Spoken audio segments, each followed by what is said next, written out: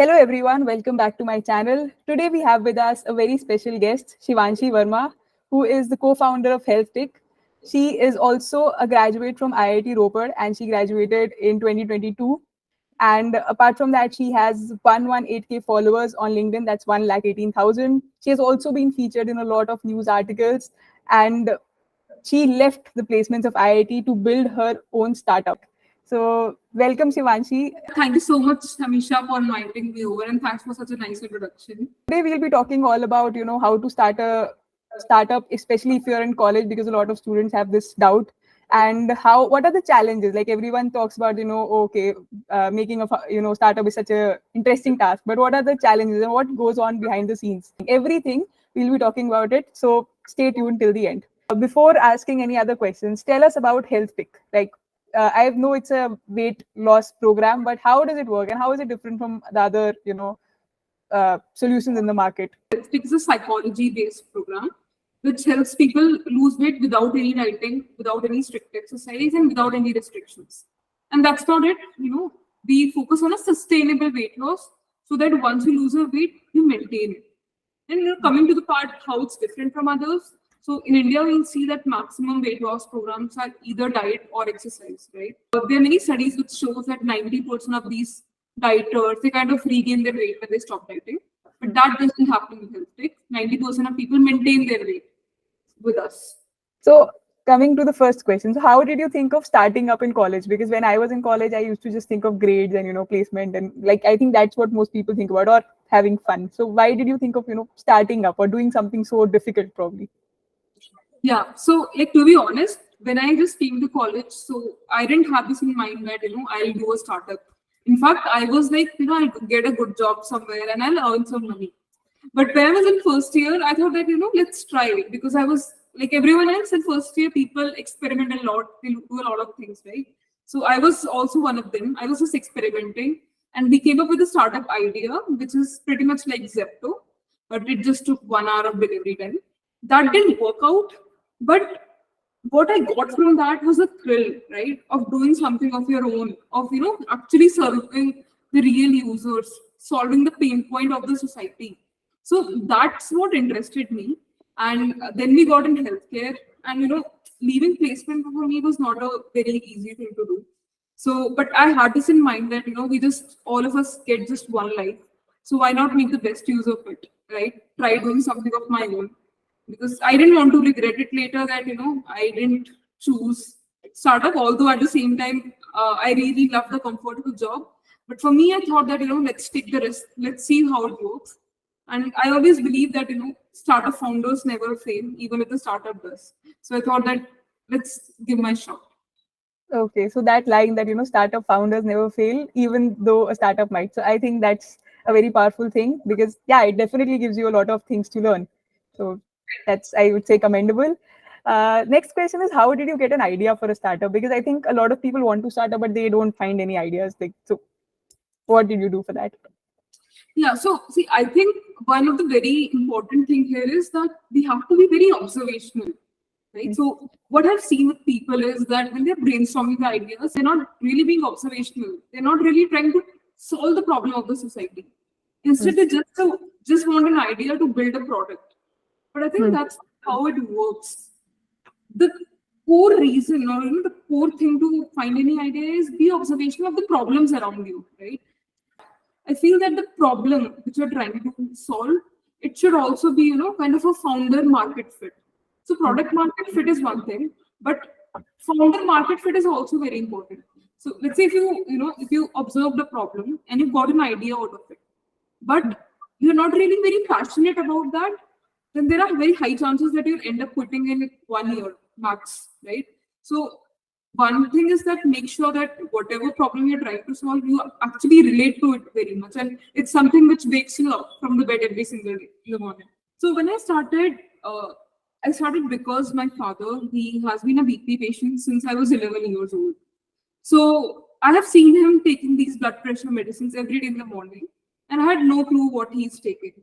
But growing up, I realized that it's a lifestyle disease and there are so many people suffering from that, right? Being observational and trying to solve a problem which makes you feel something. Like as you said, I think the grocery delivery thing did not make you want to get out of the bed every day. But Exactly. this health tech wants, you want to actually solve something because you relate to it on a personal level. So yeah, that I think makes a lot of sense. So coming to the next question. So what's been your journey till now? Like from where you started till now, what are the failures probably? What have been the challenges and everything? Journey has been like really, really fun. It has been a roller coaster ride full of ups and downs. So when we started, we had no clue of how a startup works. No clue of hiring, no clue of building a team or building a product or even tech. I was least interested in tech at that time. And obviously, being from an engineering background, I wasn't even in healthcare. So when we started, we didn't know a lot of things, but over time, in the past few years, we have gained very good insights of how healthcare works, how we should build a team, how we should raise funds, how we should sell the product to the real users, because that's the thing which matters at the end of the day, and how to retain the users. So yeah, it's been a very fun journey, but the key to us has been that staying in touch with the users all the time, because I feel that when you do that, then a lot of problems get solved automatically, and you get a direction to be in. So yeah, I'm talking about the figures, how is HealthTick doing right now? So in the past 1 year, we have helped more than 10,000 people lose weight in a sustainable manner without, any diet using psychology. So and the maximum, 90% of them were the people who have tried a lot of solutions in the past, but nothing worked out for them on a permanent basis. But their experience with HealthTick has been amazing. We now, also helping corporates, people to get a better health. So that's what we are on right now. So coming to the next question. So how did you like decide to leave placements, and how did you actually convince your parents that I will leave the placements of an IIT and probably build a startup, and there's no guarantee that a startup will work. So how did that? Okay, so when the placements were about to start, and I talk about the internship season. When the third year is about to start, you usually sit for internships, right? Which is kind of a very important internship, which ultimately leads to PPO and all that stuff. So but just before the break, this before August, in May and June, I had this dilemma that what I should do. Should I, how should I even convince my parents? In my head, I was like very convinced that I want to do a startup, but how would I convince them? So at that time, we had zero users. We didn't have a product. We didn't know what to do next because our first product had failed. So basically, nothing after 2 years. And my parents, obviously, they started calling, asking how are the preparations going. And sometimes, I used to get so stressed that I just used to randomly open the laptop and, open some DSA site, start preparing for placement. And every time I used to quit after 15 minutes because I know that this is not for me. This is not something I would want to do. And then I realized that, I shouldn't really search for anyone's approval before I do something, because now it's parents, next day it will be someone else. If I always keep asking for approvals, then maybe I'd never be able to do it. But then I talked to my parents, and fortunately we started making some revenue. So I thought that let me make some revenue so that I can say something to my parents.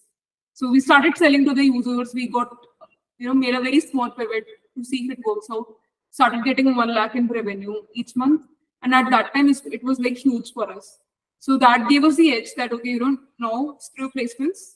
I'm going to do my startup. And my parents were like, okay, fine, do it. But they always had this in mind that, maybe you should do a job first, gain some experience, and then get into startup. But I always like, just hold on for some time. Just give me 2 years, just give me 3 years of time, and let me work on this. If it doesn't work out, then I will see. Yeah, so I think that data point of that, some revenue, I think that also helps a lot. That, and yeah, so this can be a good advice probably, that if your startup has reached to some level, then it makes sense to leave placements. But some people don't have a plan, and they just have an idea and they have not even tried something. So probably at that point, leaving placements or not sitting for a job might not be a very good decision.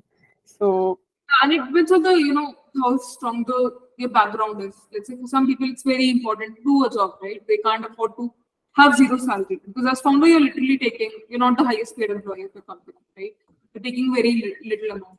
So having that mindset is also important, and seeing whether you can afford that thing as well. So any any interesting anecdotes while in your journey of HealthTick? So the journey itself of our pivot, because we pivoted twice to get through this product, right? Earlier we were an aggregator, then we were a diet company, and then we were a psychology-based company.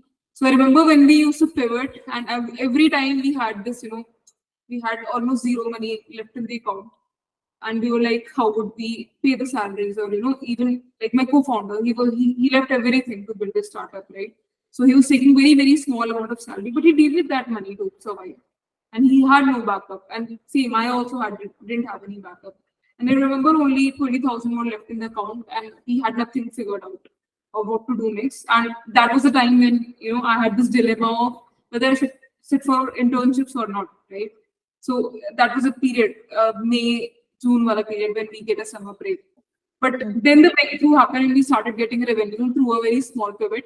So that was one of the very interesting things which happened, which actually it was very pivotal, right? If we wouldn't have generated that revenue, we would have probably died. I don't know what we would have been doing then. So that was one. Second was when we pivoted to this psychology-based program. So, we shut down the operations before that for 6 months to focus completely on it. And again, the scenario came when we had an office in Chandigarh, so we had to pay rents, we had to pay salaries, and we only had 70,000 left in the account. And we had this new launch, so obviously no marketing budget, and we had to make this, and it is completely new to the Indian market. So in India, there is no solution like this. Like, we are the only one. Everyone is a diet and exercise based company. So that was a nervousness. And during that time, my co-founder's brother, he died in an accident. And I got a surgery in the same month. So, both of us were not there. There was no money. And we were like, what we'll do next. Fortunately, people started loving our product. They started buying it, and we started generating, at that time, last year in May, around 3 lakhs, 4 lakhs of revenue every month. And it has been increasing ever since. So that was the other interesting moment. And finally, the best thing which happened was, when people, they start validating, right? When the people start speaking about your product to others, and when you get to hear that, that person said this about you to me. So then you feel that whatever you have put in the past few years, it has been worth something. That shows that not everything, like, people will look at you and say that okay, she's built a startup, but people don't look at the backstory of how things go. So I think, yeah, but then the feeling when people actually say that your product is good, or they've been able to lose weight, I think definitely that's a mix of all good and bad things. So lastly, what is your advice for someone who is who wants to build a startup in college? See, there are two things. One thing is that a lot of people in college, and I myself made this mistake. So we are in a domain, especially in technical colleges, right, where technology or like BTech, people doing BTech or courses like that. So we are in this mindset that first we have to build a very cool product which probably sells out there, and then sell it out. But that actually wastes a lot of time. And we founders, we try to delay talking to users as much as possible, because that is something which is not most of our forte. And we just want to build something which is really cool, which people around us like. So that actually wastes a lot of time, and we wasted a lot of time doing that. So my first advice would be that as soon as possible, talk to the users. If possible, try to serve them manually. You don't really need a very good tech product to serve a user, unless and until you're building something in hardware or something which is very deep tech.